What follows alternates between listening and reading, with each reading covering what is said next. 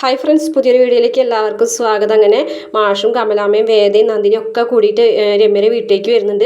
അങ്ങനെ എല്ലാവരും കൂടിയിട്ട് ആ സമയത്ത് അവിടെ കാണുമ്പോൾ പെട്ടെന്ന് തന്നെ പോലീസ് വണ്ടി വരികയാണ് കേട്ടോ. ആ കറക്റ്റ് സമയത്ത് തന്നെ പോലീസ് വണ്ടിയും വരികയാണ്. അപ്പോൾ എന്താണ് കാര്യം ചോദിക്കുമ്പോൾ ഇങ്ങനെ സംഭവം ഉണ്ടെന്ന് പറയുമ്പോൾ എല്ലാവരും കൂടിയിട്ട് അകത്തേക്ക് കയറാണ്.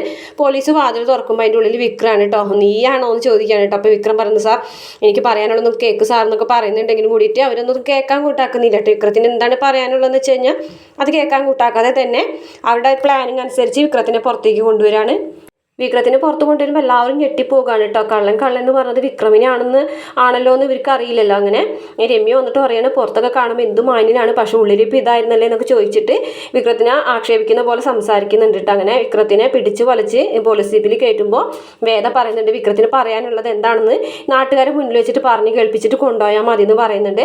അപ്പോൾ മാഷാണെന്നുണ്ടെങ്കിൽ പറയുന്നുണ്ട്, ഇപ്പം ഈ കണ്ടതിലും വലുതായിട്ട് ഇനി എന്താണ് പറഞ്ഞ് കേൾക്കാനുള്ളത്, ഇപ്പം എല്ലാവരും കണ്ടില്ലേ, കണ്ടത് തന്നെയാണ് ഇപ്പം എല്ലാവർക്കും കേൾക്കാനുള്ളത്. അതുകൊണ്ട് ഇനി ചോദ്യവും പറച്ചിലൊന്നും വേണ്ട, സാർ അവനെ കൊണ്ടുപോയിക്കോളാൻ തന്നെ മാഷ് പറയാണ് കേട്ടോ.